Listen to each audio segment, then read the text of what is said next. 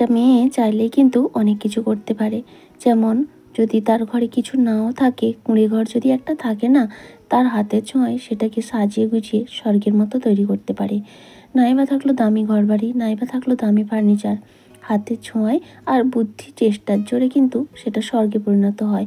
আবার একটা মেয়ে চাইলেই কিন্তু পারে রাজপ্রাসাদকে কুঁড়ে ঘরে পরিণত করতে। তো যাই হোক বন্ধুরা, হ্যালো বন্ধুরা, কেমন আছো তোমরা? শুভ সকাল। আশা করছি খুব ভালো আছো, সুস্থ আছো, আর আমরাও বেশ ভালো আছি। আমি আলপনা, আমার নতুন আরও একটি ব্লগে তোমাদের সবাইকে জানাই অনেক অনেক স্বাগত আর অনেক অনেক ভালোবাসা। আজ হচ্ছে সোমবার, এখন ঘড়িতে সময় সকাল 6:10-15 হবে। তো তাই বলে এখনই কিন্তু উঠিনি, উঠেছি আরও 1 ঘন্টা আগে, 5টার দিকে। উঠে সকালের সমস্ত বাসি কাজকর্ম কমপ্লিট করে মেয়েকে তুলে ওকে ফ্রেশ করিয়ে খাইয়ে দিয়ে টিউশন পাঠিয়ে দিয়েছি। আর তারপরে শুধু বাকি ছিল এই নাতা দেওয়ার কাজটা। এটা প্রত্যেকদিন আমি মেয়ে টিউশন যাওয়ার পরেই করি, কারণ এটা করতে আর সময় পায় না। তো সেই জন্য মেয়ে চলে গেছে আজকেও টিউশন, তারপরে আমি এই কাজটা করে নিচ্ছি। আর এটাই আমার সকালের বাসি কাজের বলতে পারো শেষ আর কি। তো যাই হোক, তুলসী তলায় দিয়ে চলে আসলাম, আমি ঘরটা দিয়ে দিলাম, তারপরেই দুয়ারটা দিয়ে নিচ্ছি। তো আজকে এখন থেকেই তোমাদেরকে সাথে নিয়ে আজকের ভিডিও শুরু করছি। পুরো ভিডিওটা জুড়ে থাকার অনুরোধ রইল তোমাদের কাছে। তো দেখো, ওদিকে দিয়ে পুরো দুয়ের চেয়ারগুলো টেবিলের তলা থেকে বের করে নিয়েছি। আর দেখতেই পাচ্ছ দুয়ারের ডেকোরেশনটা একদম চেঞ্জ হয়ে গেছে। তো যাই হোক, চেয়ারগুলো বের করে টেবিলের তলাটাও সুন্দর করে দিয়ে নিচ্ছি। এতে কিন্তু একদিকে ভালোই হয়েছে, কি জানো তো, টেবিলের তলাটা খালি থাকে, বেশ ভালো করে পরিষ্কার থাকে। আর খালি থাকলে না যে কোনো জায়গা পরিষ্কার করতে, ঝাড় দিতে, না দিতে সুবিধা হয়। আর যে কোনো জিনিস থাকলে না প্রত্যেক দিন সরিয়ে ওটা করতে ইচ্ছা করে না। তো মনে হয় কি সপ্তাহে যে কোনো একদিন করবো, বাকি দিনগুলো থাক। কিন্তু যদি ফাঁকা জায়গা থাকে প্রত্যেক দিনই কিন্তু পরিষ্কার করা হয়ে যায়। তো যাই হোক, দেখো তোমাদের সঙ্গে কথা বলতে বলতে অনেকটাই কিন্তু আমার নাতা দেওয়া হয়ে গেল। মানে এই আমাদের বেডরুমটাও কিন্তু আজকে দিয়েছি, তো সেটা তোমাদের সঙ্গে শেয়ার করিনি। তো এখন রান্নাঘরটাও দিয়ে নেবো, দিয়ে বাকি যেটুকু আছে কমপ্লিট করে তারপর ফ্রেশ হয়ে নেব। আর আজকে সকাল থেকেই মেঘলা মেঘলা রয়েছে, আজকে শুধু নয় কয়েকদিন ধরেই মেঘলা মেঘলা রয়েছে। ওয়েদারটা বেশ ভালো, তবে গত বছরের মতো এবছর কিন্তু ঠান্ডাটা হয়নি। তো যাই হোক, বেশ ভালোই হয়েছে, কারণ অতটা গরম সহ্য করা বেশ কষ্ট, বিশেষ করে এই কাজকর্ম করা একদমই পারা যায় না। তো দেখো, তোমাদের সঙ্গে কথা বলতে বলতে আমার রান্নাঘরও দেওয়া হয়ে গেছে, আর এই যে দুয়ারটাও কমপ্লিট হয়ে গেল। আর এইটুকুই বাকি রয়েছে। আর এখন দেখো, নাতা দিতে দিতে আমি কথা বলছি, পাশে ওই আমার কাকিমা শাশুড়ি এসছে আর কি। তো বলতেছে তার বাপের বাড়িতে কালী পুজো, চলো না মানে আমাকে যাওয়ার জন্য বলছিল আর কি। তো আমি বললাম না, এখন যেতে পারবো না, আসলে অনেকগুলোই সমস্যা, কি বলো তো, এখন গেলেই না মেয়ের পড়া, টিউশন, নাচ গান সমস্তটা বন্ধ হয়ে যাবে। তারপর সামনে ষষ্ঠী, অনেক দিন বাবার বাড়ি যায়নি, বাবাও অনেক করে ডাকছিল, যদিও মা নেই ষষ্ঠী হবে না, কিন্তু তবুও অনেক দিন যায়নি।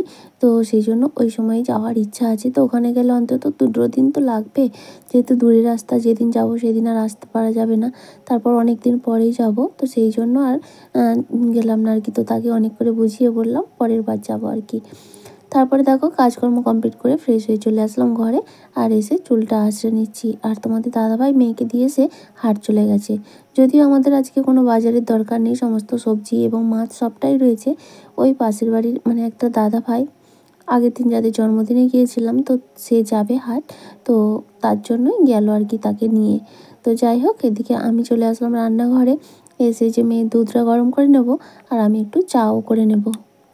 গতকালের ভিডিওতে বাংলাদেশি ব্লগার মম স্নেহা কমেন্ট করে বলেছে, খুব ভালো লাগলো দিদিভাই, আজ প্রথম তোমার ভিডিও দেখলাম, আমাকে সাপোর্ট করো, আমি বাংলাদেশ থেকে তোমার ভিডিও দেখছি। থ্যাংক ইউ সো মাচ গো, তুমি এত দূর থেকে আমার ভিডিও দেখছো এবং সুন্দর একটা কমেন্ট করেছো। আর অবশ্যই তোমার সাপোর্ট করব, পাশে থাকবো, আর তোমরাও এইভাবেই আমার পাশে থেকো। আর অসংখ্য ধন্যবাদ তোমাকে। তো তারপরে দেখো, এদিকে আমি একদিকে দুধটা বসিয়ে দিয়েছি, আর একদিকে নিজের জন্য চা বসিয়ে নিচ্ছি। লাল চা তো হবে, মানে লিকার চা, একটু আদা দিয়ে নিলাম, তারপরে চিনি আর একটু চা দিয়ে ভালো করে ফুটিয়ে নেবো। একটু কড়া করে চা খেতে বেশ ভালোই লাগে। তো চা এদিকে আমার হয়ে গেছে, এখন চাটা ছেঁকে নেবো, সঙ্গে নিয়ে নেবো একটু বিস্কিট, বেশ ভালোই খিদে লাগে সকালবেলাটা না, এই বাসি কাজটা কমপ্লিট করার পর মনে হয় একটু কিছু খেতে হয়।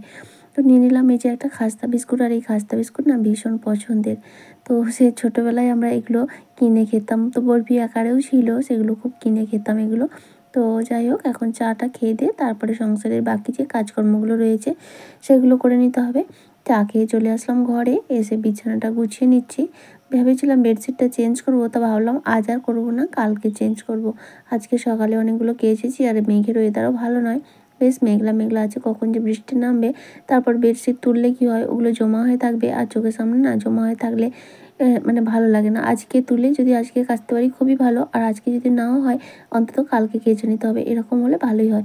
তো সেই জন্য ভাবলাম থাক, খুব বেশি তো নোংরা হয়নি, আজ আর চেঞ্জ করবো না, একেবারে কালকেই চেঞ্জ করব। তো সেই জন্য দেখো বিছানাটা সুন্দর টান টান করে গুছিয়ে নিলাম। আর বিছানা যদি টান টান থাকে তাহলে ঘরের মানে রূপটা তো আলাদাই হয়, তাই না? দেখবে একটা ঘরের মধ্যে বিছানা যদি টান টান করে বিছানা থাকে, ঘরের রূপটাই আলাদা লাগে। আর দেখবে যদি ঘরের মধ্যে বিছানাটা অগোছালো থাকে না, যত ভালো করে সাজিয়ে গুছিয়ে রাখো তবু না দেখে মনে হবে না যে ঘরটা গোছানো গাছানো আছে। তো যাই হোক, বিছানাটা সুন্দর করে পরিষ্কার করে নিয়ে এখন এই যে কম্বল দুটো ভালো করে ভাঁজ করে জায়গা মতো রেখে দিচ্ছি। তো দেখো আমার বিছানাটা কিন্তু গোছানো হয়ে গেছে। চলো, এখনও কিছু বাকি কাজকর্ম ঘরে রয়েছে। তারপরে চলে আসলাম মেয়ের পড়ার টেবিলটা গোছাবো। তো আজকে ভাবলাম এখানে যে র্যাকটা ছিল, মানে ওই যে ওয়াল হ্যাঙ্গিং করেছিলাম, হাতে বানিয়েছিলাম, সেটা সরিয়ে নিয়েছি। আর এই র্যাকটা কালকে পরিষ্কার করে দিয়েছি। এটা নিচেই রাখা ছিল, মেয়ের মধ্যে মানে হাবিজাবি জিনিস রেখেছিল। ওই যে সেদিনে কাবাডি বেলা ছিল না, সব অপ্রয়োজনীয় জিনিসগুলোকে বাড়ির থেকে বের করে দিয়েছি। তো সেই জন্য ওই জায়গাটা খালি হয়ে গেছিলো, ওটাকে পরিষ্কার করে রেখেছিলাম। তাই ভাবলাম ওটাকে কোনো কাজে লাগানোর মতো দেখছিলাম না, তাই ভাবলাম এখানে ওখানে ফেলে না রেখে জিনিসটা টেবিলের ওপর রেখে দিই, আর এর ওপর মেয়ের বই খাতাগুলো গুছিয়ে নিই। তো বেশ অনেকটা জায়গা ফাঁকা ফাঁকা হয়েছে, তাই সেটাই করলাম। টেবিলের কভারটাও তুলে নিলাম, বেশ কয়েকদিন হলো ওগুলোকে কাচতে হবে। তো সেই জন্য টেবিলের কভারটা তুলে নিয়ে আর তারপর র্যাকটা রেখে তার মধ্যে মেয়ের বই খাতাগুলো গুছিয়ে দিচ্ছি। তো জানি না আবার এসে কি বলবে, খুঁজে পাবে কি না, তবে আমি কিন্তু ভাগ ভাগ করে রেখেছি। ওপরে একেবারে বইপত্রগুলো রেখেছি, আর নিচে যে খাতাগুলো শেষ হয়ে গেছে, কিন্তু মানে ক্লাস 2 এ পড়ে ও এখন, তো 2 এর যে খাতাগুলো শেষ হয়েছে সেগুলো তো আর দেওয়া হয়নি, কারণ সেগুলো রাখতেই হয়।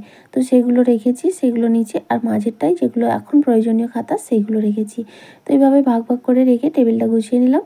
আর তারপরে শোকেসের এই জিনিসগুলো হালকা পাতলা একটু ডাস্টিং করে নেব। তো চলো, এখন শোকেসের মাথায় কয়েকটা জিনিস আছে, সেগুলোকে ডাস্টিং করে আজ ভাবছি শোকেসটাকে একটু কলিন দিয়ে পরিষ্কার করব। বেশ কয়েকদিন হয়ে গেছে শোকেস, আলমারি, ড্রেসিং টেবিল কিছুই পরিষ্কার করা হয়নি। এমনি তো পরিষ্কার হয়নি, তারপর কলিন দিয়েও তো নয়। তো আজ ভাবলাম এই ঘরের শোকেসটাকে একটু কলিন দিয়ে সুন্দর করে পরিষ্কার করে নেব। গতকালের ভিডিওতে যারা কমেন্ট করেছো তারা হলো মধুর টিনি ওয়ার্ল্ড, MJ অধিকারী ফ্যামিলি, শম্পা সাহা, ছোট্ট পাখি। থ্যাংক ইউ সো মাচ গো, তোমাদের সবাইকে অসংখ্য ধন্যবাদ। তোমরা এইভাবেই আমার পাশে থেকো, আর এইভাবেই আমাকে সাপোর্ট করো। আর এত সুন্দর সুন্দর কমেন্ট করে আমাকে সর্বদা মোটিভেট করার জন্য তোমাদেরকে আমার তরফ থেকে জানাই অনেক অনেক ভালোবাসা। শোকেসের মাথার উপরে জিনিসগুলো মুছে নিয়ে তারপরে দেখো টিভিটাও একটু মুছে নিলাম।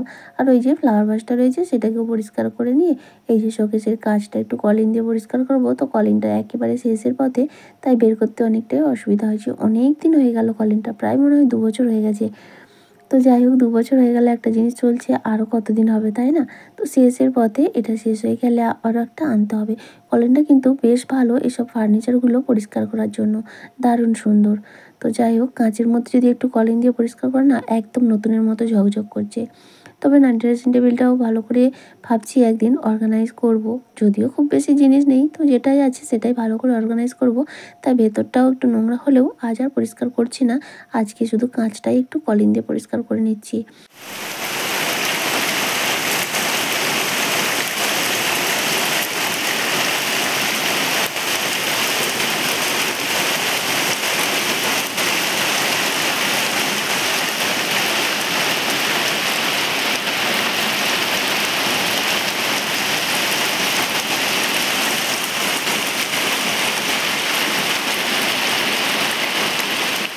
তারপরে বেশ ভালো পরিমাণ বৃষ্টি হয়ে গেল। এখন অনেকটা সময় পরে, বাজে প্রায় 11টার মতো।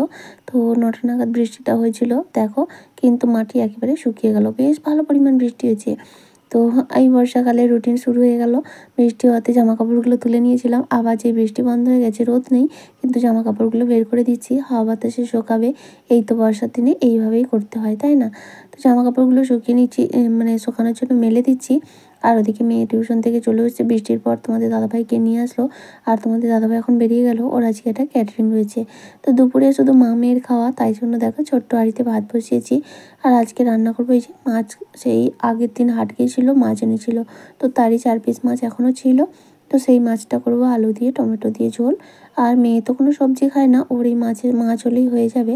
আর আমার জন্য আজকে ভাবছি একটু পুঁই শাক রান্না করব। অনেক দিন পুঁই শাক খাইনি। কুমড়ো নিয়ে আসে হাট থেকে, কুমড়ো ভাজা সেদ্ধ এইসবই করে বা অন্য সয়াবিন দিয়ে তরকারি করে খাওয়া হয়ে যায়। পুঁই শাকটা কিন্তু হয়নি, তাই আজকে ভাবলাম যে তোমাদের দাদাভাই না পুঁই শাক খেতে চায় না, ওই জন্যই করা হয় না। আর আমার পুঁই শাক খুব পছন্দের খাবার, তো সেই জন্য আজ ভাবলাম আজ আমার জন্য একটু পুঁই শাকই রান্না করি। তো এই যে এখন মাছগুলো ভেজে নিয়ে তারপরে আলু দিয়ে মাছের ঝোলটা রেডি করে নিচ্ছি। আর আলু কষা হয়ে যেতে জল ঢেলে দিয়েছি। আর এখন ঝোলটা ফুটে উঠছে, এখন দিয়ে দেবো ভাজা মাছগুলো। তারপরে হালকা একটু ফুটিয়ে নিয়ে নামিয়ে নেব, তাহলেই আমার মাছের ঝোলটা রেডি হয়ে যাবে। আর এদিকে এখন পুঁই শাকটা কেটে ধুয়ে পুঁই শাক, কুমড়ো, আলু আর সমস্তটা কেটে ধুয়ে মশলা বেটে রেডি করে নিয়েছি। আর অনেকটাই বেলাও হয়ে গেল প্রায়, মেয়েকে স্নান করাতে হবে। তোমাদের দাদাভাই বাড়িতে নেই, ও স্নান করে পুজো দিয়ে তারপরে গেছে। ও দুপুরে বাড়িতে খাবে না, তো পরিবেশন আছে আর কি, সেই জন্যই গেছে। তো যাই হোক, এদিকে আমার মাছের ঝোলটা রান্না হয়ে গেল। আর এখন এই যে পুঁই শাকটা রান্না করে নেব, তাই কড়ার মধ্যে একটু তেল দিয়ে নিলাম। তবে মাছের মাথা থাকলে ভালো হতো, কিন্তু মাছের মাথা নেই, 4 পিসই চাকা ছিল। তো যাই হোক, তেলের মধ্যে একটু পাঁচফোড়ন আর তেজপাতা ফোড়ন দিয়ে নিলাম। তারপরে এখন এই যে সমস্ত সবজি কেটে ধুয়ে রেখেছিলাম, সেগুলোই দিয়ে একটু লবণ হলুদ দিয়ে ভাজা ভাজা করে নেব। তোমরা কে কে পুঁই শাক খেতে পছন্দ করো কমেন্ট করে জানিও। আর যেহেতু তরকারিটা একার জন্য বানাচ্ছি, তাই পরিমাণটা কিন্তু একদমই কম। 2টো পুঁই শাকের গাছ থেকে এই ডাঁটাগুলো নিয়েছি, আর শাকটাও সব নিইনি, অল্প একটু নিয়েছি, কারণ এই জিনিসটা আর রাতে খাওয়া যাবে না। দেখো, আর এদিকে কথা বলতে বলতে আমার পুঁই শাক কিন্তু রেডি। তো পুঁই শাকটা না অনেক সময় সহ্য করা যায় না, গ্যাস হয়ে যায়, সেই কারণেই আর কি। তাহলে চলো বন্ধুরা, আমার আজকের ভিডিওটা আপাতত এখানেই শেষ করে দিচ্ছি। দেখা হচ্ছে আবারও আগামীকাল নতুন আরেকটি ব্লগের সঙ্গে। ততক্ষণ পর্যন্ত সবাই খুব ভালো থেকো, সুস্থ থেকো আর সাবধানে থেকো। তাহলে চলো আজকের মতো টাটা, বাই।